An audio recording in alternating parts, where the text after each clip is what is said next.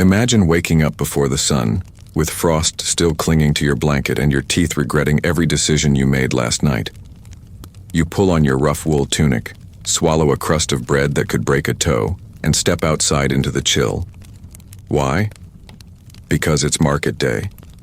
And the medieval marketplace is calling. It's not just a place to trade onions and gossip. No, friend. This is where lives change, deals are made, secrets are sold, and sometimes pigs run loose. The air smells like ambition, manure, and the occasional overcooked fish. So before we dive headfirst into this loud, chaotic, deeply unhygienic wonderland, take a second to like this video if it makes you smile, subscribe if you want more weird medieval chaos, and drop a comment telling me what city you're watching from. I'm genuinely curious. All right, shoes on, purse hidden, let's step into the market. You hear it before you see it. A rising chorus of yelling, bleating laughter, and at least two people arguing about how many eggs count as a dozen. You've walked down a cobbled path barely wide enough for a cart, dodged puddles that may be older than you, and stepped over a man who may or may not be sleeping. And now, at the bottom of the town hill, it spreads out before you. The medieval marketplace. Less like a planned shopping center, more like a battlefield, where vegetables and ambition collide. Stalls of every shape and level of structural integrity are crammed together like drunk cousins at a wedding. Bright scraps of dyed cloth flutter from tent poles, some freshly sewn, others one strong wind away from retirement. Barrels of salted fish sweat in the morning sun. Baskets overflow with roots, herbs, and the occasional slug. Somewhere nearby, a pot bubbles ominously over a fire pit, exhaling the universal scent of, "Don't ask what's in it." The noise is overwhelming. One vendor shrieks about fresh turnips as if they're precious gems. Another whispers conspiratorially about a shipment of saffron that fell off a mule. There's a woman standing on a crate trying to sell ointment for baldness and broken hearts. Behind her, a man coughs into a bag of feathers he insists are from a phoenix. But this is more than a place to buy goods. This is a performance. Every stall is a stage, every seller a storyteller. And you, dear traveler, are the unwitting audience with a purse they're all trying to empty. You wade in. The first thing you learn is that there are no fixed prices. Coins are optional. Barter is king. A man offers you a roasted parsnip in exchange for your left boot. Another says you can have a fine iron spoon if you'll help him chase down a goose that stole his lunch. The rules are made up. The deals are fast. And if you pause too long, you might end up betrothed to someone in exchange for half a wheel of cheese. Some stalls are beautiful. Tidy cloth awnings, neatly arranged goods, clean baskets. Others look like they were slapped together by someone who got distracted halfway through and never came back. A tanner has laid out strips of leather on a blanket that still smells like the cow it came from. A man with a nose like a sword haggles loudly over barrels of something he swears is wine, but looks more like grape-scented regret. At the center of it all is the open square, where the action is thickest. This is where the real drama unfolds. A troupe of jugglers attempts to perform while a goat eats one of their props. A fortune teller glares at a skeptical merchant who just laughed at her prediction that he'd marry a beekeeper. A man with 3 teeth and a questionable accent tries to sell you a map to a treasure he swears by the saints is buried under the public well. This isn't shopping. This is survival, with flair. You dodge a child carrying a bucket of wriggling eels. You nearly trip over a dog with one eye and a necklace of sausages. Don't ask where he got them. A group of cloaked figures exchanges tiny pouches in a corner. Could be herbs, could be curses. And above it all, the bell of the town chapel rings out, marking the official start of trade. Not that it matters. Half the deals have already been made in whispers before dawn. Now you notice the guards, not armored knights, but rough types in mismatched tunics and badges made of tin or ego. They stroll through the crowd like roosters, occasionally grunting at anyone who looks too suspicious or too successful. One stops to examine a suspiciously clean coin. Another argues with a woman selling miracle powders that appear to be flour-dyed green. They don't keep the peace so much as keep the chaos just below boiling. The people are the real spectacle. Traders from distant towns wear wide-brimmed hats and colorful cloaks. Locals in patched clothes clutch baskets and mutter about prices. There's a tall woman with 4 geese tied to her waist, navigating the crowd like a seasoned warrior. There's an old man shouting poetry at passers-by until someone throws him an onion. No one stands still. Everyone has somewhere to be or someone to yell at. You pass a boy selling ink that might actually be beet juice. You overhear a woman asking if the sausages are fresh today or just emotionally resilient. A stranger offers to sell you a tooth, human or not. He won't say. You decline politely. Then you find yourself in front of a large stall covered in dark blue fabric. It's neater than the others. The seller, a middle-aged woman with eyes like steel and hands like stone, invites you closer. She sells spices, or says she does. Dried herbs hang like trophies. Tiny bowls hold flecks of color and mystery. She lets you sniff a pinch of something red and sharp. You cough. She smiles. Business is good. She tells you she traveled here from the coast, where the ships unload cargo from faraway lands. She talks of cinnamon, of pepper so precious it's kept in locked boxes, of nutmeg worth more than gold. You're not sure how much of it is true. You don't care. For a moment, in the thick air of the market, she makes you feel like you're tasting the edges of the world. You leave with a tiny pouch of crushed something. You're not sure what it is, but it smells like ambition and burnt toast. The crowd pushes you forward again, back into the swirl of it. A man with a trained crow offers to tell your fortune. A woman throws bread at a juggler who dropped a knife. A barefoot teen swipes an apple and disappears into the maze of tents. You're sweaty, confused, and possibly poorer than when you arrived. And you haven't even made it to the livestock area yet. And that, dear traveler, is where things truly get interesting. If the heart of the medieval marketplace beats in haggled words and clinking coins, then its lungs heave in grunts, bleats, and the thundering chaos of the livestock quarter. You know you're approaching it not by sight, but by smell. A potent, heady blend of hay, sweat, manure, and desperation. This part of the market doesn't whisper secrets or promise spice-laden treasures. No. This is where beasts are bartered, tempers flare, and anyone with a weak stomach is advised to turn back or at least stop breathing through their nose. The ground is no longer cobbled but churned into a thick soup of mud and something less dignified. Your boots sink with every step, making the journey feel less like walking and more like wading through poorly mixed porridge. Ropes stretch in every direction like drunken spiderwebs, tethering animals of all shapes and complaints. Goats bleat indignantly at nothing.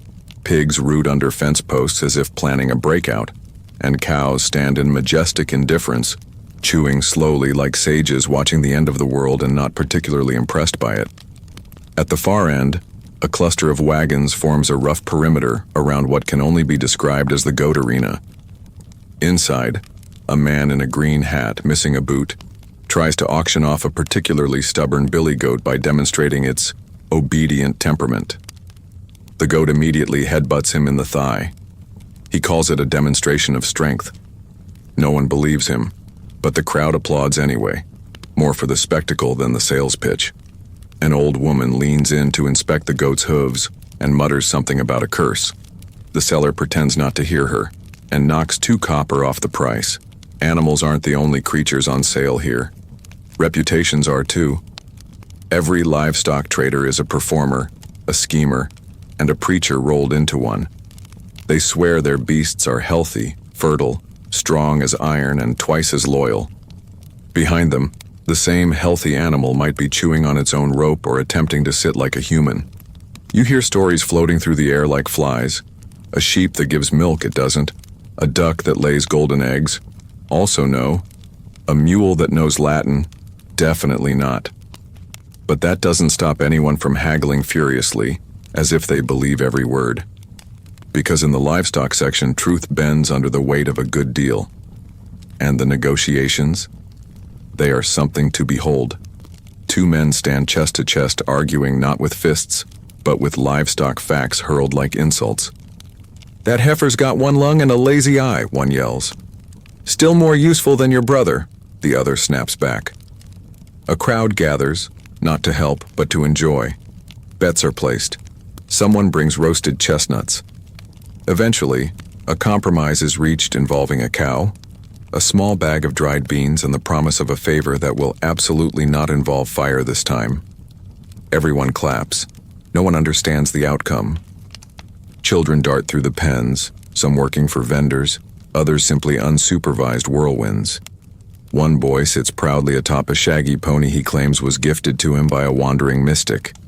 The pony looks more like it wandered out of someone's garden and decided to stay. Another child leads a gaggle of chickens tied together with twine. He walks confidently, as if commanding an army. A few of the chickens seem to agree. One pecks at a knight's boot. The knight ignores it. The child smirks. Victory. In a quieter corner, away from the shouting and spectacle, a woman kneels beside a wooden pen filled with piglets.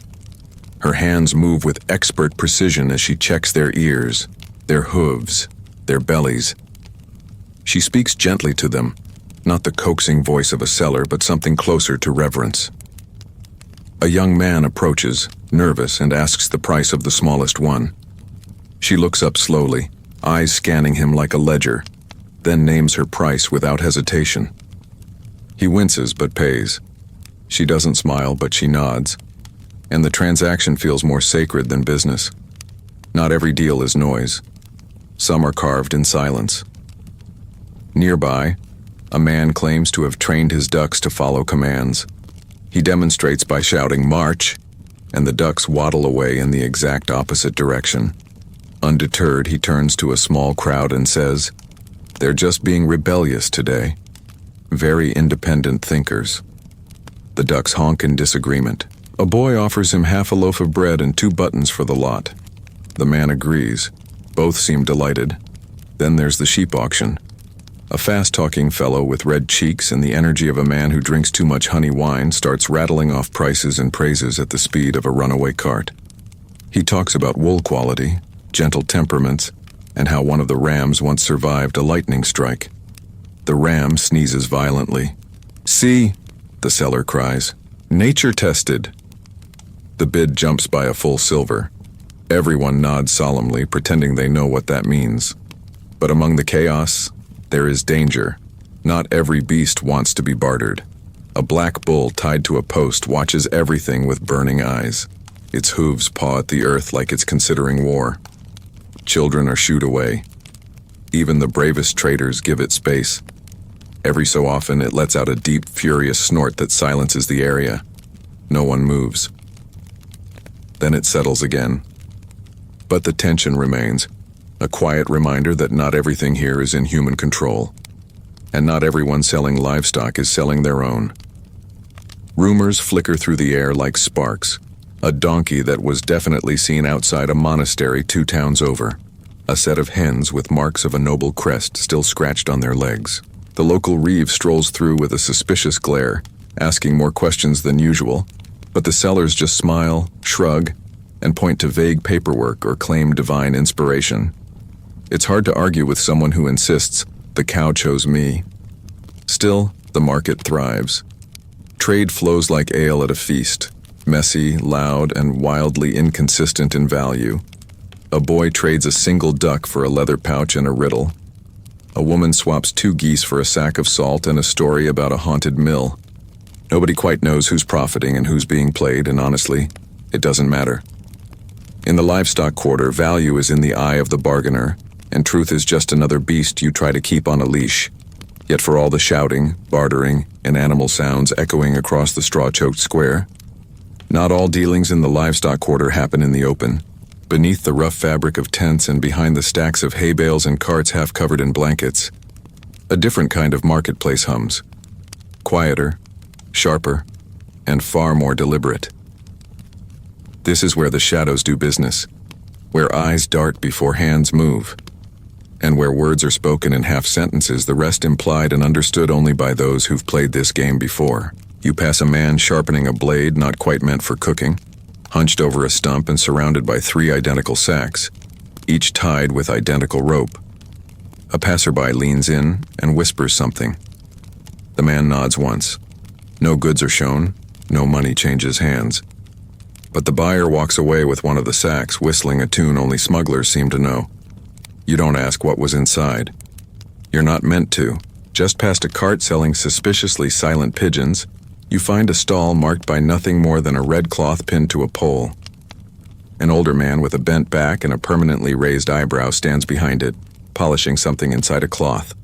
When approached, he offers you no sales pitch, only a simple question. You looking for something official or something interesting? The implication hangs in the air like smoke. You answer neither. But he smiles, as if you had. It's said that on certain market days, if you ask the right person the wrong question, you can find things never meant to be bought. Forged seals, old relics, potions with side effects, and occasionally, the real reason a local abbey suddenly stopped ringing its bells. These transactions aren't written down, no records exist, but everyone in the market knows they happen. You just have to know whose boot to kiss and whose eyes to avoid. In one corner, hidden behind stacked crates of apples no one dares touch, a woman in a cloak sits cross-legged on a blanket. She doesn't sell animals. She sells information. Births, deaths, debts. Who owes what to whom, and where they sleep at night. She speaks in riddles to most, but clear as a bell to those who've paid her in secrets. A soldier speaks with her in hushed tones. He leaves with a face pale as milk and a coin purse suddenly lighter. She just nods once and returns to her tea. The darker side of the market isn't always sinister. Some of it is desperate. A young man, eyes sunken and clothes thin from too many hard nights, tries to sell a skinny hen he swears is a rare breed from across the sea. It clucks as if to contradict him. No one buys it. He tries again with a small flute carved from bone that he says can summon birds. It can't. But a merchant with kind eyes gives him a copper anyway and tells him to keep the flute. Not every lie ends in theft. Some just end in pity. Back in the open sun, a bell rings again. Not from the chapel this time, but from the town crier's perch. He shouts news from a scroll longer than his patience. Proclamations from the Lord, new taxes on imported wool, an escaped thief last seen wearing a butcher's apron and nothing else. The crowd barely listens, but someone does. A wiry man at the edge of the livestock pens who suddenly takes off running. 2 guards chase him. No one else even flinches. Business continues. Near a broken cart that now doubles as a table for roasted tubers, a merchant waves you over with one hand while holding a chicken upside down in the other. He speaks fast, offers faster. You have no idea what he's saying. He speaks in a mix of dialects from 4 towns over. You buy something from him out of sheer confusion. It's round, smells faintly of pepper, and may or may not be edible. He thanks you with a grin missing 3 teeth. You smile back and tuck the mystery into your pack. Children crowd a makeshift fence where a man claims he can tell a sheep's future based on the shape of its tail. He explains with grand gestures and dramatic pauses. No one believes him. Everyone is fascinated. The sheep bleats once and tries to eat his sleeve. The children applaud. And then, from the far end of the livestock quarter, comes a sound that freezes the chaos like a sudden frost. A long, low horn blast. Not danger. Not quite, but attention. All heads turn. Through the narrow path between pens, a procession approaches. Not a royal one, not here. This is the arrival of the traveling traders, a group of outsiders who only come through twice a season, bearing goods too strange, too rare, or too dangerous to be sold in regular stalls. They move slowly, carts covered in thick cloth, their animals larger and cleaner than anything you've seen in hours. No one knows where they come from exactly. The coast, the east, the mountains. The stories shift with every telling. But what is certain is this. They always bring something new. Something no one else has. Something worth every coin in your pouch and maybe a few you don't even have yet. A hush falls as their leader steps forward. A woman, tall and broad-shouldered, with silver threads in her braided hair and a necklace of coins from countries you've never heard of. She carries no weapon, but everyone steps back when she passes. Respect or fear? Possibly both. She speaks softly, but her words carry. 1 hour. Then we move on. And just like that, a frenzy erupts. Not of noise, but of focus. The serious buyers appear. Innkeepers, stewards, a spice dealer with 3 guards, and a monocle made from bottle glass. Deals are whispered. Bags are exchanged. A child tries to sneak under a cart and gets caught by the ear. Everyone knows this is a rare window, and once closed it won't open again until the frost returns. You don't get close. You're not ready. But you watch from the edge, absorbing it all. The way their horses barely flinch at the noise. The gleam of metalwork on their carts. The way even the most confident sellers fall silent when they pass. These traders are ghosts and legends, and in a place where the line between fact and fable is thin, that makes them kings. By the time the sun begins its slow descent behind the tower spires, the livestock quarter is quieter. Not empty. It never is. But the volume dips as fatigue settles in. The goats bleat less. The dogs curl near the shade. Vendors pack up or lean against their wagons, counting coins, sipping something warm, or simply staring into the distance, already dreading the next sunrise. But you, traveler, you've survived. You didn't get bitten. You only stepped in one mystery puddle. And though your purse is lighter, your pockets are filled with oddities, small victories, and at least one thing you're not entirely sure isn't cursed. The livestock quarter chewed you up, sized you up, and, for now, spit you back out in one piece.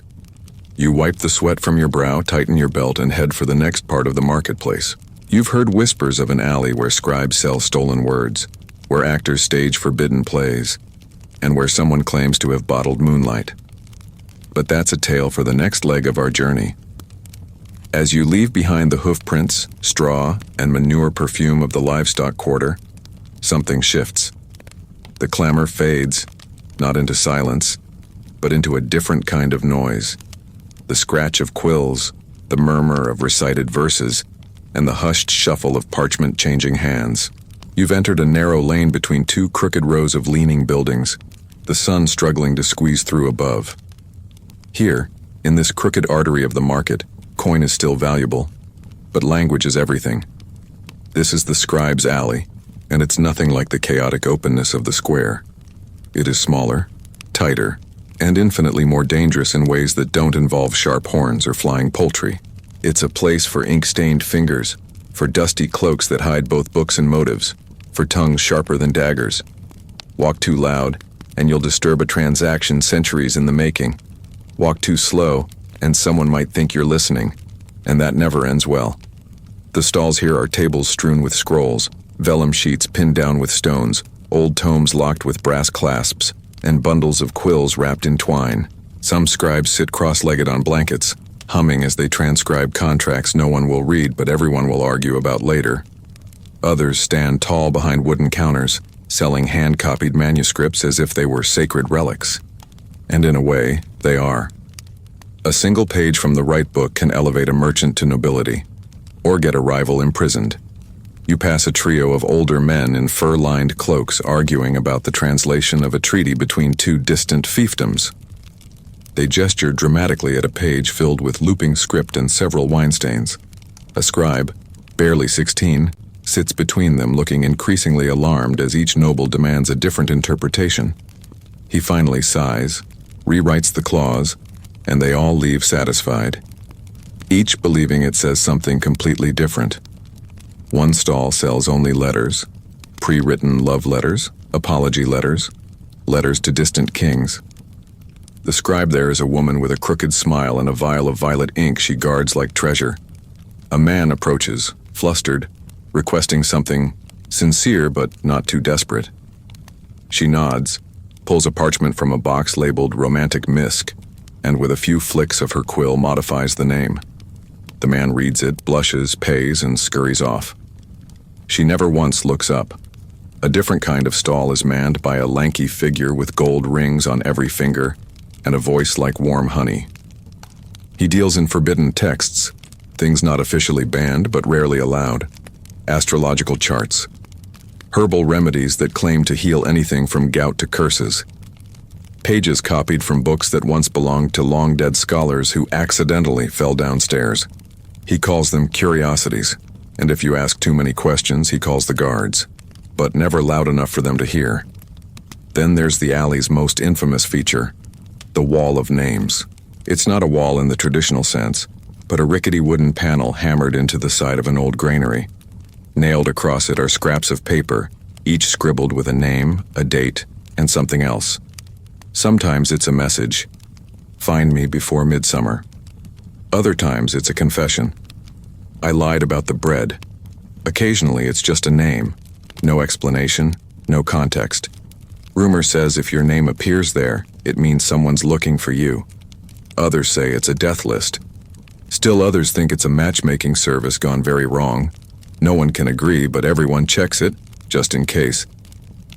You wander farther and spot a booth with no papers at all, just a heavy wooden box and a scribe with one blind eye.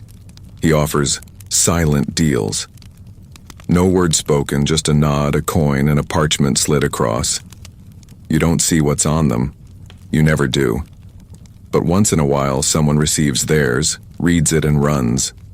No one ever follows. Language here is slippery. A contract can be written to bind a man for life, or free him entirely, depending on the curve of a letter. A forged signature might win a land grant or start a war. A well-phrased poem can earn you a free room at the inn, and a poorly worded joke might earn you a trial for blasphemy. You watch one man hand over a bag of silver for a scroll sealed in red wax. He holds it like it contains fire. Maybe it does. Near the end of the alley, you find a group of students sitting in a circle on the ground, listening to an elder in a faded robe reciting from memory a tale about a kingdom made of mirrors and a boy who could speak to shadows. They are utterly transfixed. You pause too, and for a moment the world slows. No goats, no prices, just words, echoing softly through ink and breath. But this is still the marketplace, and even poetry has a price. When the tale ends, each listener pays with a coin, a story of their own, or a favor to be named later. The storyteller nods at each one. When someone offers only silence, he simply says, "Debt accepted." This alley, with its secrets and scribes, is a breathing library, half sacred, half scandalous. And like all libraries, the deeper you go, the more dangerous it becomes. As you continue weaving through the maze of parchment and whispers, it becomes clear that Scribes' Alley isn't just a marketplace. It's an intelligence network wrapped in ink and bound with string. Beneath every contract and scribbled poem lies something far more valuable than goods, knowledge. And in the medieval world, knowledge doesn't just mean power. It means survival, betrayal, and sometimes execution. A hunched man in a smoke-stained cloak beckons you toward his table with a crooked finger. On display are weathered maps, not neat, store-bought sketches, but heavily annotated drawings covered in arrows, notes, and strange symbols. He claims they're charts of forgotten roads, secret passages under cities, and paths where guards don't tend to look. He points to one with a red X and whispers, "That one's worth 100 silver, or a promise you intend to keep." You back away slowly. He grins, satisfied. Nearby, a pair of women dressed as washermaids argue, loudly and theatrically, over the price of a torn letter found in a noble's fire pit. One insists it's just ash and gossip. The other swears it contains enough to ruin a dynasty. A small crowd gathers. Bets are placed. The letter changes hands 3 times, and no one knows what it actually says. But the performance? That's the sale. In a shadowed alcove, a scribe dressed entirely in black ink-stained linen sits behind a table of blank parchment. No titles, no summaries, just stacks of nothing. When asked what he sells, he replies, "You tell me." He specializes in cover stories, fake chronicles of your deeds, alternate versions of your past, or tales that rewrite who you are entirely. You pay him, give him 3 details, and he invents the rest. One man walks away clutching a scroll declaring him heir to a minor principality. Another leaves with a document claiming he once punched a bear during a siege. Both are equally proud. This is also where spies come to shop. You don't see them, not really. But occasionally you'll catch the tail of a cloak slipping between stalls. You'll see 2 people shake hands too formally. You'll notice how the wind suddenly carries no sound at all. At one table, a bald man in an elegant robe offers translations that seem to change depending on who's buying. You realize his stall has 3 names and 4 prices for the same service. No one questions it, especially not the man in the green hood who leaves with a sealed envelope and a coin with no markings. Danger is thick here. Not the obvious kind. No swords are drawn. but the weight of consequence clings to the air like soot. You hear a snippet of a scribe's mutter as he seals a letter. Make sure it's delivered before the eclipse. He pauses, then scratches something out violently. The client watches nervously. Words are as sharp as steel here. One poorly placed phrase could sink a ship, shame a bishop, or launch a feud that lasts 3 generations. Precision is currency. One particularly curious stall is lined with scrolls tied with string and color-coded wax seals. The seller is an elderly woman with no teeth but perfect posture. She says she sells emotional resolutions. When asked what that means, she gestures to a stack and says, "Pick a color, and I'll give you peace." You pick green. She hands you a scroll that reads simply, "You did your best and they were never going to understand anyway." Somehow that hits harder than expected. You pay her double. There are also scribes for hire, seated with open books and ready quills waiting for someone to dictate a letter, a confession, a last will, or something darker. A traveler sits at one such station, trembling as he instructs a scribe to write to his brother, confessing to a betrayal that happened years ago. The scribe never asks questions. His only job is to record, not to judge. He finishes, dries the ink, and hands it over with a bow. The man takes it, reads it once, then burns it right there in the brazier. Ash rises. The scribe begins sharpening his quill for the next one. By the end of the alley, your brain hums from the sheer density of secrets you've brushed past.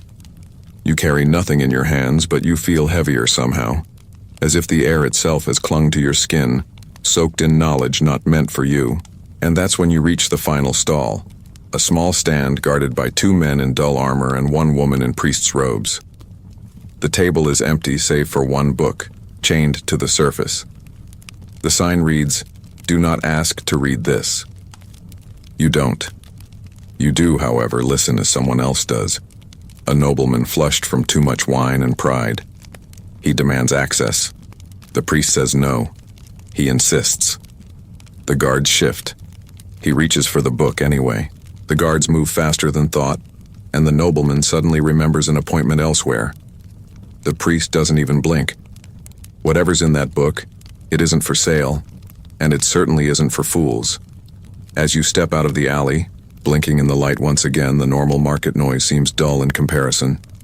You've just walked through the mind of the medieval world, raw, unedited, beautiful, and dangerous.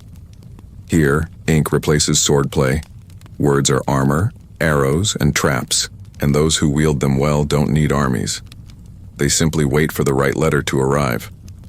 You take a deep breath. The scent of livestock and stew seems almost comforting now. You've survived another corner of the market, intact and only mildly cursed. That's a win. The sun has begun to lower, casting long shadows from the stone towers above. And somewhere beyond the alleyways and stalls, drums echo faintly, a sign that dusk approaches, and the night quarter is stirring. A place of fire dancers, shadow duels, and gambling dens that eat dignity for breakfast. As the last golden threads of sunlight vanish behind the spires and stone, the medieval market transforms, not slowly, not gracefully, but like a torch flaring to life.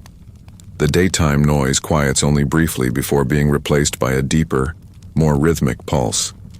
The crackle of fire, the clash of dice, and the rise and fall of laughter that doesn't sound entirely safe. The night quarter doesn't wait for permission. It arrives like a storm with velvet gloves, smooth, enticing, and just dangerous enough to keep your attention. This is the part of the market that wasn't drawn on any map. You won't find it on a tax roll or a merchant's guide. It isn't hidden, far from it, but it operates on rules not written, only whispered. There are no signs pointing the way. You find it by following the flicker of torchlight down the wrong alley, past a curtain of beads strung with animal teeth, and through a low archway that smells of myrrh, smoke, and last chances. Here the stalls are replaced by rings of performance, by open-air dens, and by cloth tents staked so loosely they sway like sails. Flames glow in brazier pits dug into the ground, throwing long shadows across painted faces and sharp smiles. It feels ancient, alive, like stepping into the belly of something primal and wild that has agreed to let you inside. For now. The people change too. The wide-eyed villagers and clumsy traders of earlier are gone or transformed. Their replacements wear mystery like armor, faces half covered with veils, cloaks, hoods, and masks, not for modesty, but for intent. In the Night Quarter, anonymity is both shield and weapon. It allows everyone to become someone else for a few hours. A pirate, a poet, a prince, or simply no one at all. You pass a circle of men and women sitting cross-legged around a storyteller who balances a dagger on his knuckles as he weaves a tale about a doomed king and the lake that swallowed his soul. Every time the dagger slips, his voice dips, drawing listeners closer. When he ends the story by tossing the blade into the fire, no one claps. They just nod, each one haunted or pretending to be. Next to him, a flame dancer twirls a staff wrapped in burning cloth. She doesn't speak. Her movements are precise, hypnotic. Every spin throws firelight across the crowd. Every stomp sends sparks flying into the air. When she finishes, she bows without a smile. A bowl passes through the crowd. Coins drop. No words are exchanged. Behind a curtain of rust-red fabric, a tent hums with low music. Inside, a small crowd watches a game of cards that's clearly illegal, barely understandable, and completely addictive. The dealer wears gloves and speaks only in nods. The stakes on the table range from copper coins to golden rings to something wrapped in silk that one player refuses to explain. You watch for a moment, long enough to see a man win a hand, celebrate too loudly, and get quietly escorted out the back. You don't follow. You move through the stalls like a drifting thought. You pass a table where two men play a game involving glass beads and tiny hammers. You don't know the rules, they don't care. They're arguing in a language that sounds like rain on a window. Another table nearby features a woman who offers fortunes not in words but in gestures. Slow, deliberate hand movements over bowls of water, salt, and burning rosemary. When she finishes, her client just stares at the sky for a long time and walks away with trembling hands. But it's not all shadow and silence. There's laughter here too, big, loud, unashamed. Around one fire pit, a group of traveling jesters perform skits so absurd they send their own members into fits. One is dressed as a noble who marries a sheep by accident. Another pretends to be a tax collector who's allergic to money. The crowd roars. People throw coins, bread crusts, even socks. The jesters cheer every item equally. At the far end of the Night Quarter stands a tent unlike the rest. Dark, square, silent. No music, no laughter, no flickering fire.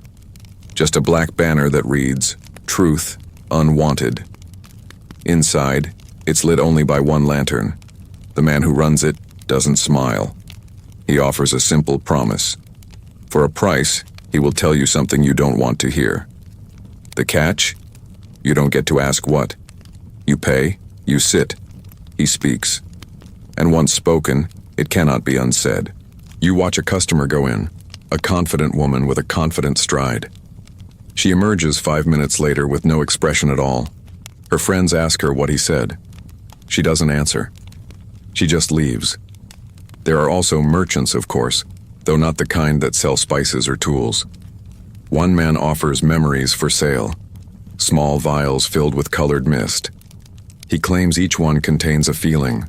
First love, betrayal, laughter during a storm. He lets you smell one. It smells like wet grass and something you once lost. You don't ask the price. Another woman offers stolen dreams, though it's unclear whether she means aspirations or something far more literal. Her customers are cloaked, hooded, and pay in foreign coins. She offers no guarantees, only outcomes. And still the music builds. A one-man band with pipes and strings stitched to his sleeves plays a melody that somehow feels ancient and entirely new. Around him, people begin to dance, badly, gloriously, without pattern or pride. They don't dance to look good. They dance to forget, to transform, to become. And in the firelight, with feet pounding the dirt and hands raised toward stars barely visible, they succeed. Just beyond the dancers, you hear the distinctive clang of metal, not combat, but craft. You follow the sound to a smithy stall operating not with fire, but with cold steel and starlight. The artisan, a wiry figure with inked arms and soot-slick hair, forges amulets, trinkets, and tokens with alleged night-bound properties. He claims each piece was cooled beneath moonlight, hammered with silence, and finished with a breath caught between midnight and dawn. He wears none of his own work, which somehow makes the offer even more tempting. You watch him hand a thin iron ring to a boy who pays with a crow feather and a riddle. The boy vanishes into the dark. The smith never looks up. Nearby, two masked women run a game called Three Truths. The rules are simple.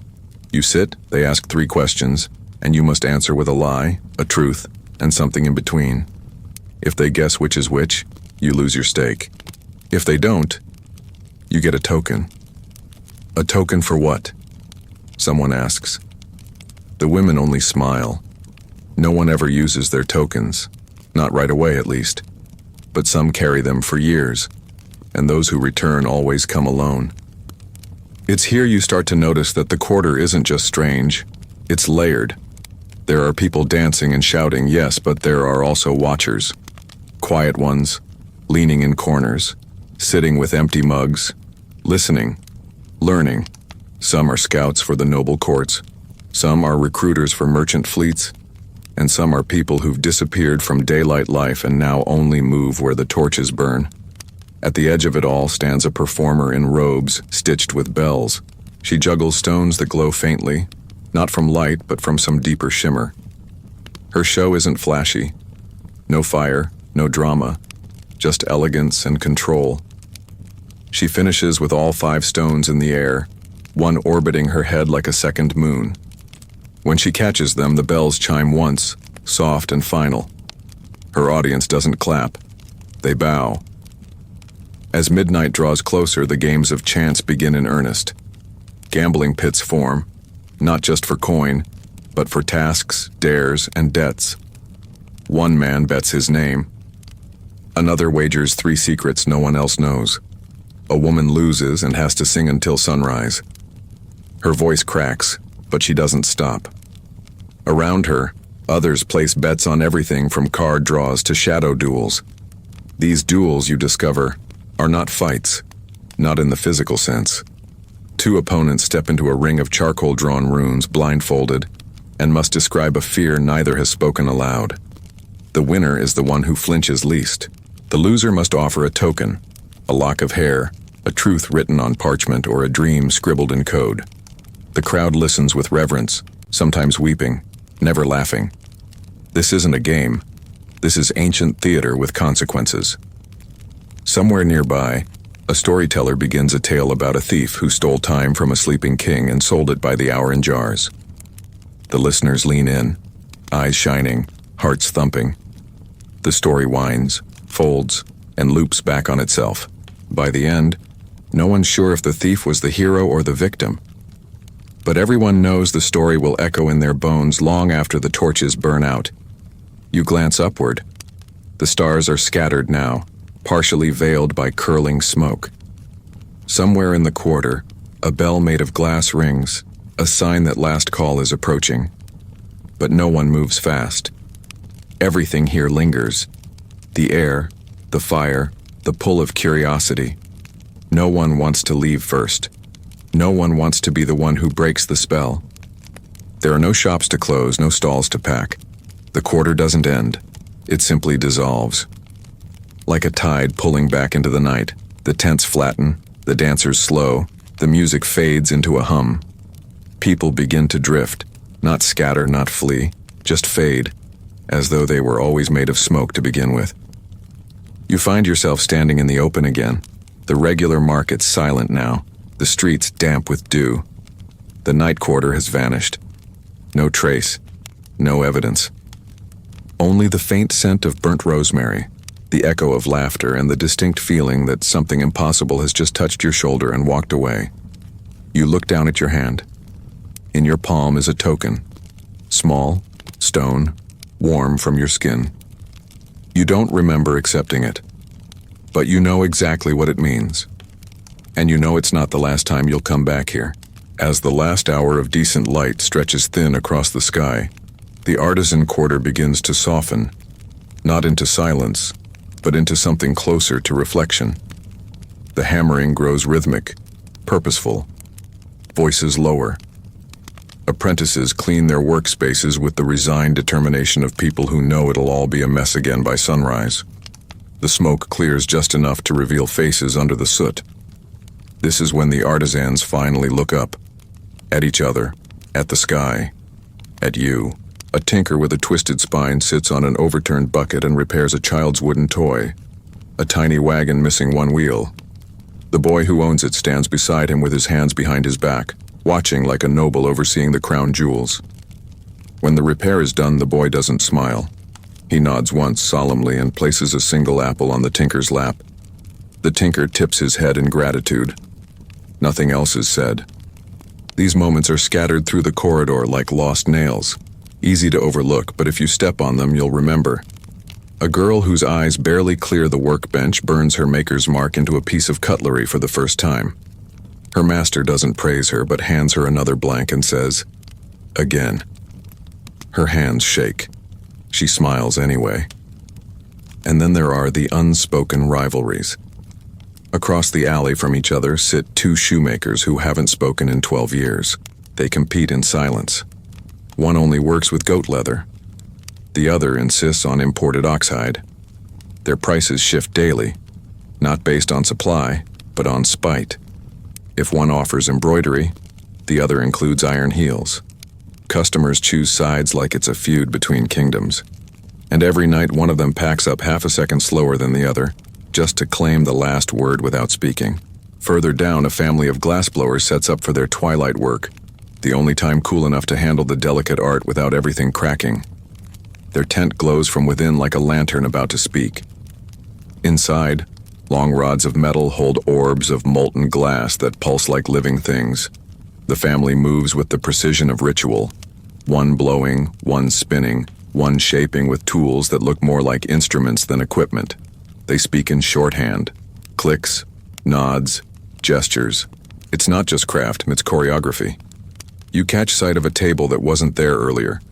No sign, no seller in view, just a display of broken things, all laid out neatly. A teapot with no lid, a shattered pendant, a sword with a twisted blade, a cracked bowl stitched with gold.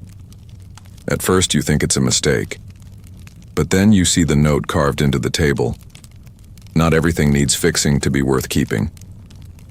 You stand there for longer than you'd meant to.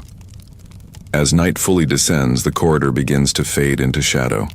Torches are lit, but most stalls rely on memory and muscle to guide their hands now. A final round of customers rushes in, late-arriving nobles' assistants, shepherds delayed by stubborn flocks, travelers who took the wrong path and ended up in the right place. Deals are made fast, tools handed over, cloaks mended while still being worn. A seamstress takes in the hem of a robe while its owner tells her about a ball he's sneaking into. She grins. Try not to get it bloody. He promises nothing. Then, for a brief moment, the corridor breathes. Not stops, not sleeps, just breathes. Crafters stretch sore backs, roll stiff shoulders, sip mugs of something warm. They wipe sweat from their brows with the backs of their hands and lean against door frames, watching the firelight flicker on the faces of people who will never fully understand how much their comfort costs. And still, some artisans keep working. Not because of orders, not because of pay, but because their hands don't know how to be still. One older man carves spirals into a walking stick no one asked for. A young woman reforges nails into jewelry. For fun, a potter throws clay on a wheel lit only by the glow of a nearby brazier, singing softly under her breath. This is where you realize that in the marketplace, some stalls shout and others whisper, but the artisan corridors hum. They pulse with effort, soaked in sweat and soot and stubborn hope. They don't promise magic. They don't perform tricks, but they deliver. Every cloak, every blade, every piece of armor, every saddle, every dish, every lock and lid and clasp that holds the rest of the world together. It all starts here. And when you leave, even if you carry nothing, the dust sticks to your boots. The smell of oak smoke clings to your sleeves. Your fingers itch to make something, anything. Because even passing through this space is a reminder. Someone shaped every inch of what you wear, what you eat with, what you defend yourself by. Nothing is untouched by craft. You step out of the corridor and look back once just as a curtain is drawn shut and a forge is dimmed to embers. Behind you, the last hammer rings out like a farewell. Ahead, the market stretches again. Somewhere in the distance, music drifts. A bell tolls midnight, and the smell of food, real food, hot food, begins to cut through the night air. Because what's next is the tavern quarter. And you'll need a full stomach for that. There's no road sign that says tavern this way, but your nose leads the charge. It starts with the unmistakable aroma of roasted meat, possibly from an animal you wouldn't name as a pet, and builds from there, layer after layer of scent. Burnt onion, wood smoke, hot ale, something sour and alive.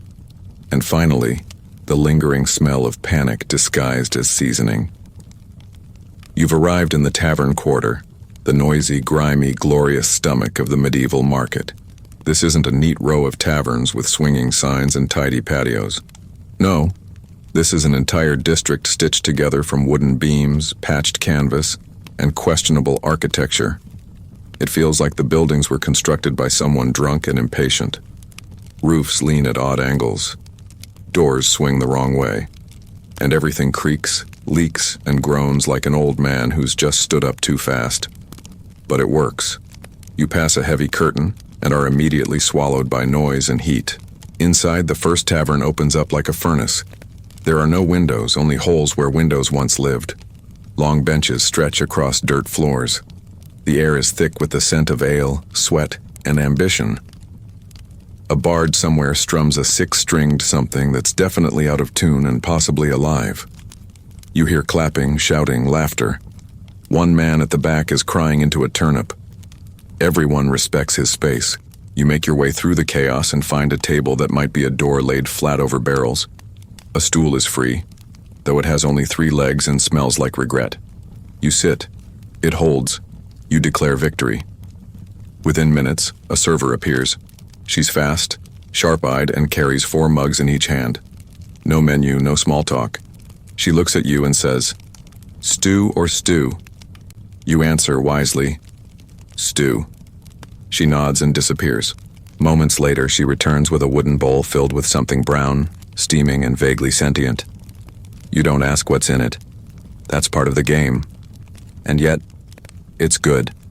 Not gourmet, not refined, but hot, salty, spiced just enough to make you sweat. It tastes like survival. Like someone took barley, beans, scraps of meat, and a dozen bad decisions, then boiled them until they made peace with each other. You finish the bowl. You wipe your mouth with your sleeve. You feel stronger. Around you, the tavern lives. A man with a nose like a ship's prow tells a story about surviving a siege by eating his own boots. The room groans. He holds up a gnawed bit of leather from his pouch. You can't tell if it's proof or a party trick. A woman with gold-threaded sleeves bets 5 silver she can drink a barrel of mead without standing. People gather. She gets halfway through and passes out face first in her bowl. No one helps. Someone throws a blanket over her. Business continues. At the far end of the room, a quiet cook stirs an enormous pot suspended by chains over a roaring fire. He never speaks. Occasionally, someone hands him something. A coin, a bottle, once a single feather. He drops it into the pot. No one questions it. You suspect the stew is older than you are, possibly wiser. And outside the taverns, food stalls fight for space like sea creatures in a rock pool. One man roasts sausages on a spit made from an old sword. Another fries dough in oil so thick it might qualify as mortar. A woman sells what she calls sky pies, pastries filled with pigeon, goose, and occasionally mystery. The crusts are flaky, the filling is dangerous, and you burn your mouth on the 3rd bite. Worth it. One stall claims to offer bread from the blessed ovens. The loaves are rock hard, triangular, and taste like someone dared the flour to become edible. You dip it in stew. It becomes slightly less aggressive. You dip it again. It wins the round. Further down, an old man with 3 teeth and the voice of a dying kettle sells boiled eggs dyed blue with crushed herbs. He insists they improve memory, hearing, and romantic success. You buy one. It tastes like sadness. Your ears stay the same. But you do remember not to buy a second. Behind a smoky tent, a mother and daughter serve fried turnip skins with salt and pepper so potent it makes grown men sneeze their regrets into the dirt. One man buys a basket, takes a bite, and immediately proposes marriage to the daughter. She throws the pepper shaker at him. The crowd applauds. And yet, for all its filth and fire, there is something undeniably comforting about this part of the market. Here, people are not selling dreams. They're selling full bellies. They're selling warmth, laughter, and a brief escape from hunger, not just of the stomach, but of the soul. Every table holds a scene: a cloaked rider sharing soup with a barefoot child, a monk accidentally trading his sandals for cheese, a bard composing a love song between mouthfuls of stew. And above it all, the tavern keepers rule, not with force, but with memory. They remember who paid, who didn't, who caused the last fight, and who danced on the table and broke 3 mugs. And yes, there are fights. At least one a night. Sometimes over dice, sometimes over insults, sometimes over stew. But they're brief, loud, and almost always end with spilled drinks and wounded pride rather than blood. The cook never stops stirring. The bard never stops strumming. The tavern swallows the conflict and keeps chewing. By the time your bowl is empty and your mug half drained, the tavern begins to shift. Not quiet, not calm, but change. The laughter deepens. The arguments soften into storytelling. Even the fights turn into slurred reconciliations as 2 men who nearly throttled each other now share a roasted onion like it's a peace treaty. The night has aged, and with it, so has the room.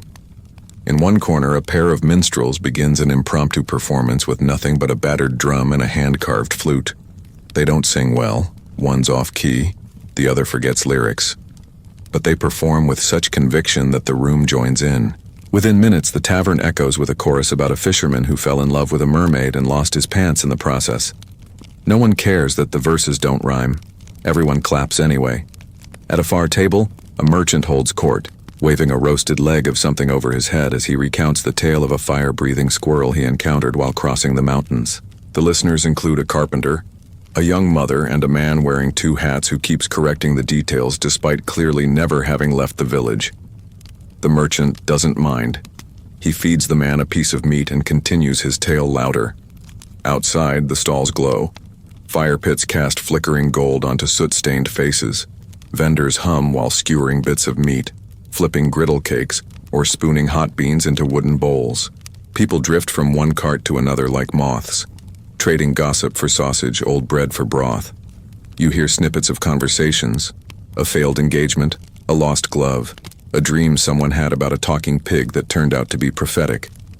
And somewhere always is the tavern keeper. She moves like a current, never still for more than a breath. She carries 2 mugs, 3 names, and a reputation hard enough to break jaws. She nods at regulars, glares at thieves, and can silence a crowd with a throat clear sharp enough to cut cheese. No one disrespects her, not because she threatens, but because she remembers.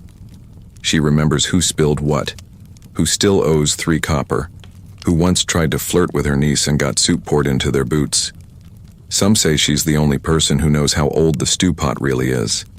Some say she adds a secret ingredient only during eclipses. All agree she runs the best place to get warm, full, and just drunk enough to forget your debts, without forgetting your way home. You meet a scholar eating with ink-stained hands. He's researching culinary superstitions, and insists this particular tavern uses a type of salt blessed by whispering toads. You don't know if it's true, but his stew is better than yours, and you briefly consider swapping bowls when he's not looking. Across from you, a couple shares a plate of fried roots. They don't speak. They just hold hands, eat in sync, and laugh at the same time when someone spills a mug nearby. They might be newlyweds or spies or both. Either way, their peace is contagious.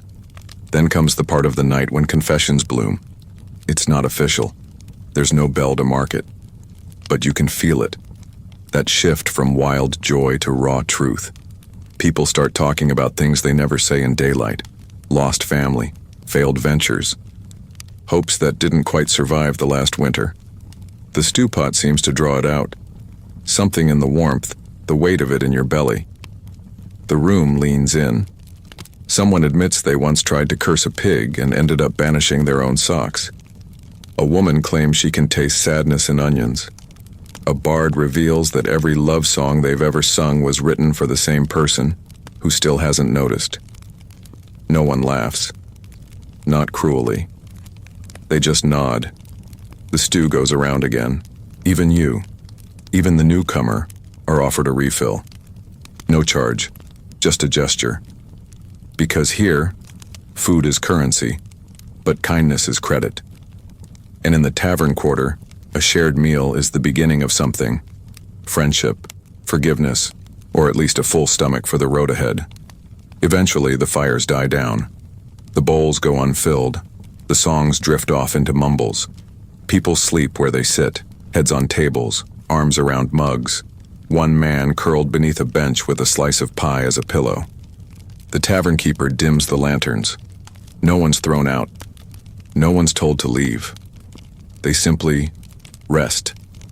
And you, with your belly full, your fingers sticky from meat grease and your mind spinning with stories and spices, step outside. The night air is colder now, but you don't feel it. Not really. The warmth of stew, of laughter, of belonging, it follows you. You look down at your boots. They're muddy. One's slightly chewed. You're missing a glove. But you've eaten like a king, danced like a fool, and laughed like someone who has nothing to lose. And that, in the medieval marketplace, is a good night. If the artisan corridors are the bones of the marketplace, and the tavern's its stomach, then the gambling arenas are its heart, chaotic, thumping, unpredictable. This is where rhythm becomes risk. You don't find this quarter by following your nose or ears. You follow your pulse. It gets faster the closer you get. That's how you know you've arrived. The arena isn't a single place. It's a sprawl of tables, crates, mats, barrels, and broken furniture, all hastily repurposed into platforms of fortune. Every surface becomes a board. Every pocket becomes a purse. And every player becomes a believer in luck, at least until it abandons them. At the center of it all stands the Grand Bone Circle, named for the carved ivory dice that clatter across its tables like thunder over dry wood. The rules of the game: flexible, evolving, part of the fun. One man insists doubles win, another says only sevens do, and a third says if the dice land outside the ring, the game resets. No one agrees. Everyone plays. The dice themselves are wonders. Some carved from boar tusks, others from crystal, wood, or even, allegedly, the knuckle bones of a saint. Some glow faintly under moonlight. One set hums when touched. You get the feeling at least 3 sets are definitely cursed and at least 5 players are in on every scam. But that's the beauty of it. You don't gamble for fairness. You gamble because chaos is entertaining when it's someone else's money. Nearby, a woman runs a game involving painted stones and a spinning bowl. She claims it's a game of fate. Most players just try not to throw up from the spinning. The winner gets a pouch of coins. The loser gets to sweep the area. Everyone claps either way. No one leaves truly empty-handed, at least not emotionally. Then there's the Tower of Cups, a game where challengers stack wooden mugs as high as they can while balancing on one foot and reciting a tongue twister about goose eggs. It sounds ridiculous, it is. But the prize for a clean stack is 10 silver and a free drink for life, or until the tavern burns down, which happens more often than anyone admits. And amidst it all, the bookies circle like sharks with chalkboards and pockets full of bets. They write odds for everything. How long before someone falls off the cup tower? Which bard will forget their lyrics first? How many turns before the spinning bowl flies off the table? You can bet on everything. You can win anything. You can lose more than you came with, including your boots, your dignity, and in one strange case, your hairline. Some games are quiet, slow, deadly serious. A table in the corner hosts 2 cloaked players locked in a wordless game of cards. The cards are thick, hand-painted, and slightly warm to the touch. Each round is followed by long stares, measured breaths, and faint gestures. You hear whispers that they're playing for time, years off their lives, and that the winner walks away younger. No one knows if it's true. No one dares interrupt. Nearby, a man offers a game called Coin and Consequence. You flip a coin. He tells you the consequence. You either accept it or you pay triple and walk away. One man flips heads and is told to deliver a love letter to the baker's wife. He accepts. Another flips tails and is told to sleep under the market's central statue for 3 nights. He pays and leaves. The coin never lies. The man never smiles. And then, there are the tricksters, the real lifeblood of the gambling quarter. They don't play fair. They don't care. They're the performers, the con artists, the illusionists disguised as hustlers. One wears a patchwork vest and juggles coins while convincing you to guess which hand hides the marble. Both hands are empty. The marble was in your pocket the whole time, and now your purse is lighter. Another has a game called Shell of the Saint. 3 cups, 1 walnut. You know it's rigged. You play anyway. You lose. She winks and hands you a slip of paper that says, "Better luck in your next life." You laugh. She wins again.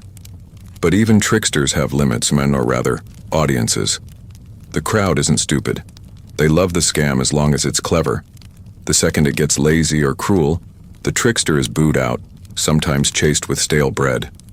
Fairness isn't the law here. Entertainment is. In one corner of the arena, a bard hosts a game called Shame or Glory. You stand on a barrel, pull a slip of parchment from a basket, and must complete the challenge written on it. Tasks range from harmless, recite a poem backward, and to mildly disastrous. Propose to the nearest stranger. One man pulls, "Confess your greatest fear," and does so, tears in his eyes. The crowd goes silent. Then someone starts clapping. Others follow. He bows, walks off, and is handed a mug of ale on the house. As the night deepens and the firelight grows leaner, the gambling arena reveals its final layer, the one that doesn't sparkle or sing. This is the hour of desperation bets, when the light-hearted gamblers drift off to find stew or sleep. Those who remain are the ones who need to win. Eyes dart, hands shake, voices drop to whispers. This isn't fun anymore. It's survival wrapped in dice rolls and half-truths. A pale merchant with salt in his beard bets his last silver and a promise he made to his daughter. He wins. He sobs. No one cheers. A guard's apprentice wagers a week's wages on 1 card draw. He loses. His commander watches from the shadows and walks away without a word. No one stops him. And still the games continue. Because the market doesn't care who you are. It only cares how much you're willing to risk. Not just your money. Not just your pride. But your name. Your story. Your future. At one long, narrow table, they play a game with no cards, no dice, just secrets. Everyone writes one down, folds it, places it in a bowl. The game begins when someone draws a paper and reads the secret aloud. The table must guess who it belongs to. If guessed correctly, the secret becomes public. If not, the secret returns to the bowl, to be drawn again later. Some people stay silent. Some defend themselves. One woman admits to hers before anyone can guess. She wins the round somehow. These games don't end. They evolve. They echo. The consequences follow you long after you've left the firelight. Outside the circle of noise, a man sits alone, carving tally marks into a wooden bowl. Each mark represents a bet. He claims to be keeping track of how many lives he's changed. For better or worse, he doesn't say. His bowl is nearly full. He carves slowly, reverently. Some people say he once bet his own memory and lost. He just shrugs when asked. Can't miss what you don't remember. As dawn begins to stir at the edges of the sky, the arena finally shows signs of sleep. The dice slow. The coin purses jingle softer. The tricksters count their winnings. The desperate count their losses. A broom sweeps across discarded parchments and bottle corks. A rooster crows, half drunk and 2 hours early. But before it fades completely, one final game is played. It's not announced, it just starts. A small crowd gathers. The game is called Last Light, and the prize is a candle. A single beeswax candle said to carry the luck of the entire night. The rules are whispered, understood instantly by all who've played before. You place one item, not a coin, not a promise, but something meaningful, in the ring. A tooth, a ribbon, a note, a ring. Everyone bets with significance, not value. The candle is lit. The flame dances. The players take turns telling stories about their wager, why it matters, what it cost. The best story wins, not the saddest, or the longest, or the most poetic, but the one that moves the room. A woman offers a spoon carved by her grandmother, now gone. She tells of cold winters, thick soup, and laughter by firelight. A man places his mother's earring, admits he stole it to feel closer to her, even though she's still alive. A child offers a rock shaped like a heart, says it protected him from nightmares. You just listen. You hold nothing to offer. But your chest feels heavier by the end. The flame flickers. The votes are cast. The winner is the child. The crowd agrees. The candle is his. He cups it in both hands and says nothing, just nods. And everyone disperses quietly, as if the moment is too fragile to speak over. You walk away slowly, heart full and hands empty. Because here in the arenas of chance, you don't always walk away with more. But you always walk away changed. And as the market stirs awake once more, and the sun bleeds orange through the alleyways, you know the games will begin again. New dice, new dares, new fools thinking they've outsmarted luck. But you've seen the truth. Luck isn't a thing. It's a person. And tonight she was watching. You wouldn't expect a medieval market to have a place for healing. You picture sickness being dragged to dusty monks in cold stone rooms, or left to its own tragic course. And yet, tucked behind the butcher's lane, through a narrow passage that smells of garlic and regret, is a space unlike any other in the market. The healing quarter. It's not silent. Nothing here ever is. But it's hushed. Like everyone's waiting for a miracle and knows better than to talk over it. The first thing that hits you is the smell. Not foul, not pleasant, just overwhelming. A wall of aroma. Thyme, vinegar, honey, camphor, pine tar, and something definitely burnt. It makes your eyes water before your feet even cross the threshold. You blink the sting away and keep walking. This corner of the market is unlike the others. It's orderly in a way that feels almost sacred. Tents are carefully staked, blankets laid evenly, bowls and vials arranged in patterns only their owners understand. People speak softly, even when bartering. And though illness surrounds you, coughs, limps, rashes, eyes gone cloudy with too many bad winters, there is no wailing, only waiting, only hope. At the entrance, a woman in a dark blue robe stirs a pot over a low flame. The mixture inside bubbles with a soft hiss, like it's whispering secrets to itself. She doesn't speak to passers-by. She just watches. And sometimes when someone approaches with enough fear in their eyes, she ladles a scoop into a cloth pouch and presses it into their hands. No price. Just a nod. Some walk away grateful. Some suspicious. None come back angry. You pass a stall lined with dried plants strung like garlands. Lavender, wormwood, yarrow, mint, nettle, sage, and a dozen you can't name. The seller, a wiry man with bark-colored skin and fingers stained green, doesn't speak in measurements. He speaks in moments. Take 3 pinches when the moon is high, he says. Only breathe the steam when your dreams turn red. You ask what that means. He smiles and says, "You'll know." Across from him is a bone setter, her sleeves rolled up and her face covered in soot like she just walked out of a chimney and decided to realign someone's spine. Her methods are rough, effective. You watch her slam a man's shoulder back into place with one brutal jerk and a barked curse. He screams. She nods. He thanks her. She tells him to stop whining and eat a handful of dried cherries for the bruising. He does, sobbing slightly. A few stalls down, an old woman lays out stones, polished, carved, natural, cracked, and warm. She claims each stone has a spirit and a purpose. Some pull sickness out, others push strength in. One, she says, is meant for balancing blood. When you ask how that works, she hands it to you. It hums in your palm like a sleepy cat. You don't ask again. There's a row of apothecaries, too.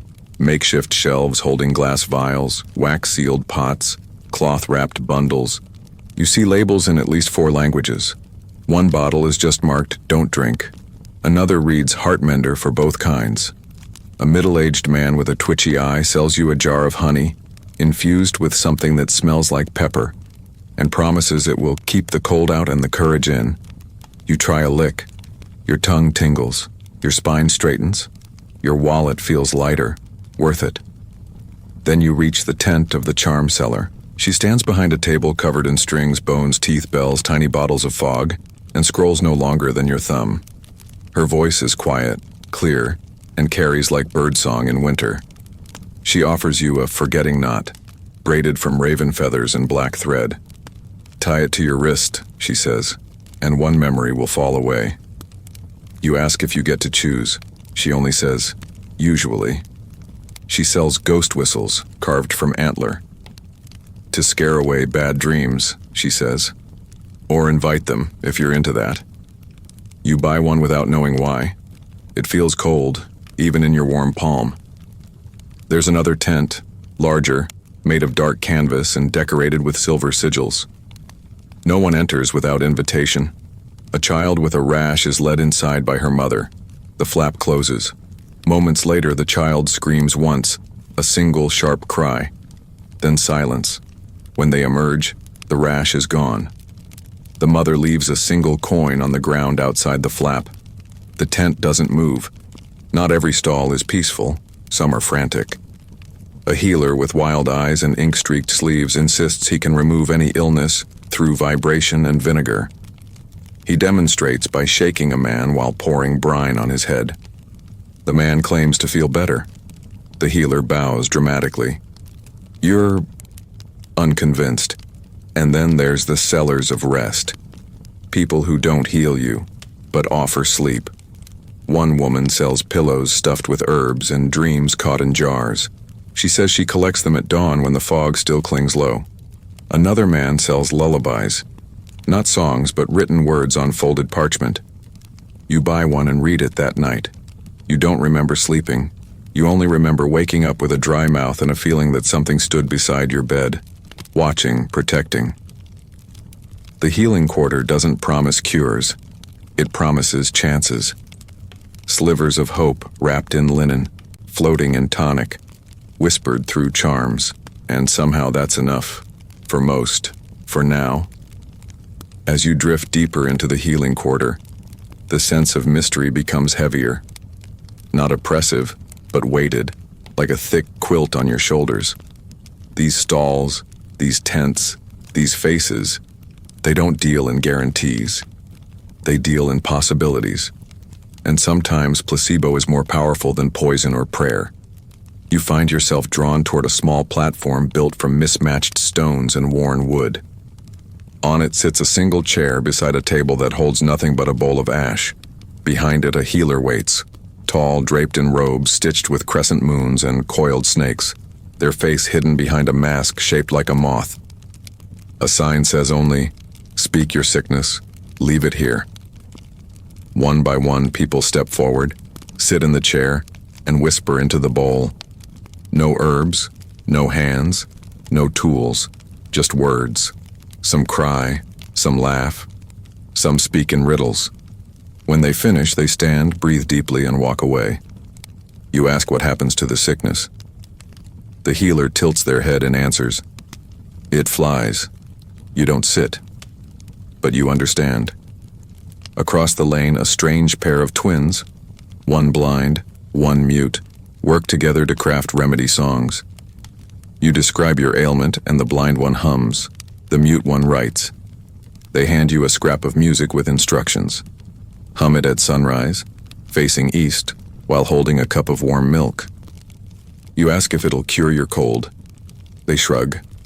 You still pay. There are remedies for more than illness here. A vendor sells clarity dust, which you sprinkle under your tongue before making a difficult decision. Another sells mirror water, said to reveal lies when poured into a bowl under moonlight. A priest-turned-apothecary offers jars of blessed silence for those plagued by too many thoughts. Each jar is sealed with wax and a prayer. When opened, the silence inside feels almost too large for the space it fills. Nearby, an herbalist with a beard like a bird's nest runs a symptom exchange. For the right price, you can trade one problem for another. Better a limp than a cough, he says cheerfully. Better to sweat than to scream. His shelves are lined with tagged jars, mild dizziness, tingling fingers, muffled hearing, nostalgia, chronic. A woman trades her anxiety for hiccups. A man trades his nightmares for sneezing fits. The vendor keeps perfect records, he calls it fair. And of course there are the skeptics. A butcher with arms like ham hocks loudly declares all of it nonsense while chewing willow bark for a toothache. A spice vendor swears the stone charms are just painted pebbles as he rubs one between his palms before every sale. No one argues with them. Belief is optional, but the results? Often curious. You wander into a corner stall surrounded by tiny bells. Inside, an old woman with 7 rings on each hand offers healing riddles. She asks you a question, and if you answer it honestly, not correctly, just honestly, she'll hand you a vial. No label, no name, just a soft instruction. When the ache returns, drink only half. You ask what kind of ache. She smiles. You'll know. Not every remedy here is for the body. One stall offers grief maps, diagrams that chart emotional wounds like battle plans. Here's where your hope sank, the seller explains, pointing to a dot. And here's the road out. Another sells memory jars, where you write down something too heavy to carry and seal it away. He buries them every full moon in a field behind the market. That way it's not lost, he says, just planted. As the sun begins to rise again, streaking soft gold through the linen tents and into bottles of amber tincture and cloudy elixirs, the healing quarter shifts once more, this time toward closure. The more elaborate healers retreat into their shaded shelters. Fires die down. Steam from the boiling pot slows to a lazy drift. Patients hobble off toward sleep. Some leave lighter, some don't. You pass a man who claims his fever broke after drinking nettle wine infused with owl feather ash. He beams. His sweat stains disagree. A girl with trembling hands clutches a tiny pouch of rosemary and salt and swears she doesn't hear the voices anymore. A priest buys a love charm just to study it. No one believes him. And you, traveler, listener, outsider, you feel changed, even without sipping a single tonic. Because here, in the heart of this quarter, you've seen something more powerful than herbs or incantations. You've seen people who still believe healing is possible, even when everything else has failed. They trade coin for comfort, pain for possibility, and despair for one more day. You leave the healing quarter slowly, your feet reluctant to part from its quiet pull. In your pocket is a scrap of music you don't know if you'll ever hum. In your satchel is a rock shaped like a heart. And on your skin, the lingering scent of time and ash. Ahead, the marketplace shifts again. Smoke rises from the forge. Dice rattle somewhere distant. Voices lift in a song you haven't heard before. But now, you walk with something else. Not health, perhaps. Not even hope. But understanding. Because in the medieval marketplace, healing doesn't just mean being cured. It means being seen. The medieval market has a rhythm, loud at sunrise, feverish by midday, and near mythic after dark. But eventually, even the wildest music winds down. The dice quiet, the stew thickens, the torches shorten, but not everything sleeps. There's a fire still burning in the traveler's circle, a wide open space on the southern edge of the market where no goods are sold, no food is served, and no arguments are allowed. It's just a ring of stones, a central fire, and 100 untold stories on the verge of being spoken. This is where the wagons park, where the boots rest, where the maps unfold. Here the road matters more than the destination, And everyone, merchant, messenger, fugitive, and dreamer, is temporarily equal. No titles, no gold, just miles behind and miles ahead. You step into the circle with the quiet that's crept into your bones after a day of noise. The fire in the middle is tall and steady, fed by logs brought in by those who've stayed more than one night. Around it sit the road-worn and wind-scarred, the ones who've seen more markets than seasons, the ones whose backs bend slightly from too many packs, and whose eyes squint like they're still staring across distant dunes or snowy cliffs. There are no stalls here, only stories. A young woman sharpens a dagger and tells of a bridge made of glass that only appears on moonless nights. A man in faded armor describes a town where the chickens speak riddles, and the mayor is afraid of mirrors. An old sailor with moss growing on one boot claims he once saw a sea monster cry. Everyone laughs, not because they don't believe him, but because they desperately want to. Someone plays a low tune on a string instrument with only 2 strings left. No one sings. But they listen, and somehow the notes wrap around each traveler like a cloak. Here, the currency is connection, and the market has nothing left to sell. People offer what they've learned. Which roads are flooded, which inns cheat you, which castles are cursed. 3 at last count. A map is drawn in the dirt. A warning is whispered. Don't drink from the river near Black Hollow. It remembers. Some bring offerings, not for trade, but for ritual. One woman sets down a piece of bread and a piece of coal beside the fire. For protection, she says. A boy ties a feather to a stone and tosses it in. For speed, he adds, you ask what you should leave. A stranger beside you shrugs. Whatever mattered most today, or whatever you're ready to forget. So you leave something small, a torn bit of parchment, a charm from the healing quarter, a pebble that reminded you of someone you'll never see again. You drop it in the fire, and it sizzles. You feel lighter. There's no center to the traveler's circle, even though the fire claims the middle. The stories rotate, shift, overlap. Someone sleeps curled in their cloak. Another keeps watch, not for danger but out of habit. You sit beside someone and ask where they're from. They answer with a laugh. I'm not sure anymore. Somewhere with fewer wolves. A woman across the fire asks, why do you travel? Her voice is soft, her question simple. But the answers are anything but. To find a name I haven't ruined, someone says. To outrun my luck, another shrugs. To chase someone who said they'd wait, a third murmurs. You're asked the same. You hesitate. You answer with a half-truth like everyone else here. Because in this circle, full honesty is a gift too precious to hand over all at once. There are no performances, no wagers, no one trying to prove anything. Just existence. Just the weariness and wonder of people who chose the long road and are still walking it. One man falls asleep mid-sentence. A woman offers him her shawl. Another boils tea with herbs that smell like warm stone and licorice. She passes mugs around. No one asked for payment. You meet a courier who's carried the same sealed letter for 6 years because no one can find the recipient. He started to imagine what the letter says, but he's never opened it. Feels like cheating, he explains, or temptation. He tucks it back into his vest like a living thing. You meet a former dancer turned map maker who draws routes based on intuition, not geography. Some places don't want to be found unless you're sad, she says. You believe her. And then, slowly, the night begins to stretch. The stars shift.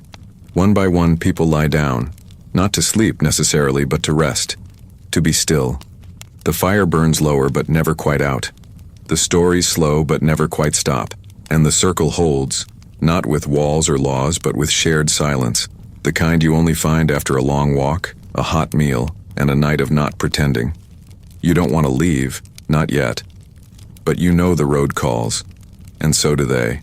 Dawn begins as a whisper, a soft graying of the sky beyond the rooftops and trees, a slight lightening around the edges of the fire. It's not enough to see clearly, but enough to make the embers glow like dying stars. The traveler's circle begins to stir. No bells, no horns, just movement. Quiet, natural, like a field of tall grass shifting in wind.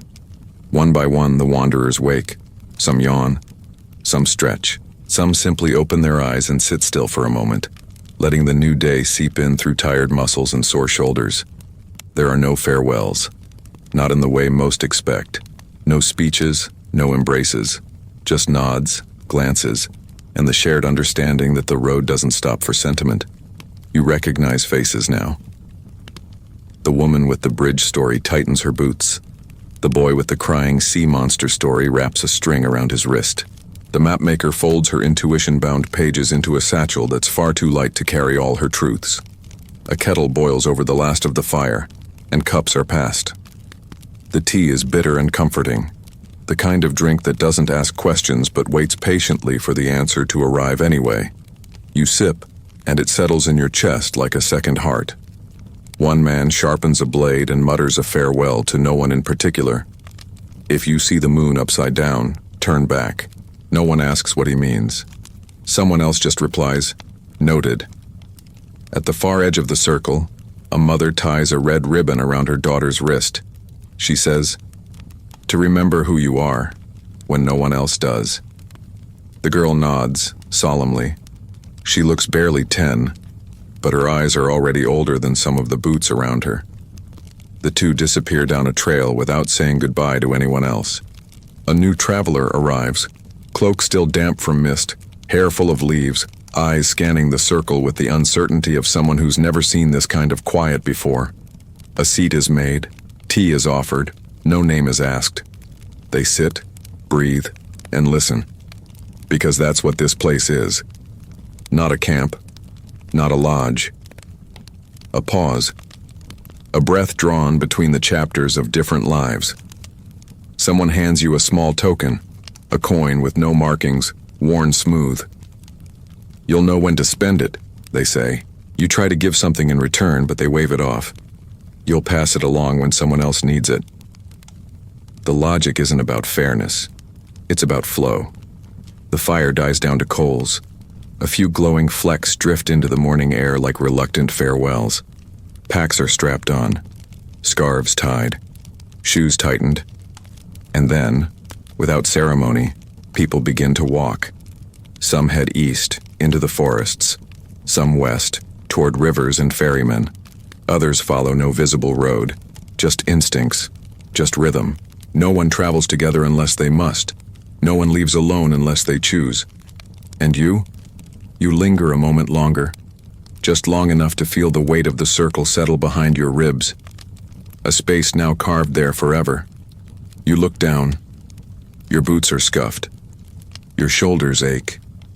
You smell like smoke and time and unfamiliar roads. You are not who you were when you arrived. And finally, you turn and walk. There are still things left in the market. Songs, scrolls, games, and secrets. But now you carry something different.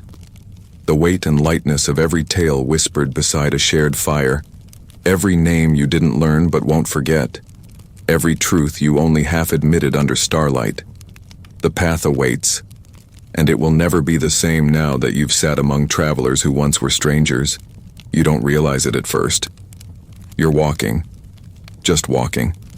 Past the place where the spice merchants argued over cardamom. Past the alley where the scribes whispered and ink stained your hands with memory. Past the tavern where the stew tasted like someone cared. Past the place where someone told you a truth you didn't want to hear, but did anyway. The road behind you begins to sound quieter, not because it is, but because something has changed in you. You know the market is still alive, still shouting, still trading insults and sausages and secrets in equal measure. But your steps now carry a weight that wasn't there when you arrived. A slow, rich fullness. Not from food, from everything else.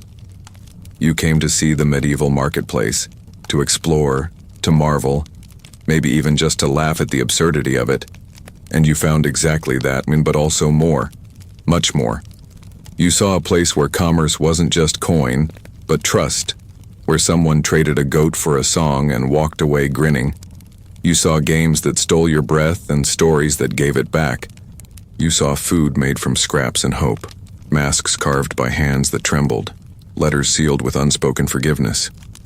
You saw that every corner of this place, from the dirtiest stew pot to the most delicate vial of healing dust, was touched by a human hand. Someone built it, stirred it, risked something to offer it. You saw community, not carved in stone but stitched in mud, bark, blood, and laughter. You saw beauty, but not the kind you hang on a wall. The kind that sneaks into your chest while you're too busy wiping stew off your tunic to notice. The kind that breaks a little bit of your heart and leaves it better than before. The market changed you. It always does. And now, you carry pieces of it. In your pockets, yes, but also your mind. Your eyes are sharper, your ears more curious. Your soul slightly singed from standing too close to too many fires. You've seen the way people live when they don't have enough, but they still give. The way stories can bind strangers like twine. The way chaos, when done right, feels like home. And here's the beautiful part. You're not alone. Because this marketplace, this living, wheezing, brawling organism of history, isn't just something you wandered into. You're part of it now. And if you've come this far, if you've eaten the stew, smelt the turnips, laughed at the goat joke, dodged the dice, and listened to the bard, then maybe, just maybe, you're one of us. So now it's your turn. Tell us where you came from. Which corner of the world are you watching from? Are you sipping tea in Boston? Stretching after class in Tokyo? Scrolling through your phone in Berlin at 2 a.m. when you should be asleep? Let us know in the comments. Your story matters. This space, this circle, is nothing without the voices that fill it. What did you feel during this journey? What did you love? What stuck with you? What made you laugh, pause, reflect? Was it the traveling dancers, the potion seller with the nervous twitch, the boy who bet his own memory on a card game? Or maybe it was something smaller, the smell of boiled onions, an old dream, that made you think of home. And what would you have done if you were really there? Would you have sat at the dice table and rolled? Would you have joined the traveler's circle and told your story? Would you have tried the stew? Be honest. I want to hear all of it. Every story, every theory, every ridiculous fantasy you spun in your head while watching. Drop it in the comments. I'll be reading them all. Because this isn't just content. This is community. And you're a part of it now. And if you made it to the end, if you walked the whole road with me from the first breath of morning to the final torch burning out, I ask one thing. Subscribe. Not because it's expected, but because this kind of journey isn't one you take just once. This is just one market in one forgotten corner of one fictional world. There are so many more places to visit, more madness to explore, more people to meet who might just remind you of, well, you. So hit that button, join this world, our world. Be here the next time we step through another crooked wooden door into another time, another place, another story. And until then, take what you've seen here. Take the memories, take the laughter, take the stew recipe if you dare, and share it. Because stories don't survive when they sit still. They survive when we carry them, when we pass them on. So tell someone, show someone, make someone sit down and say, hey, you've got to see this, and I'll be waiting here, ready to walk you through the next one. Until then, safe travels, stranger, you know the way back.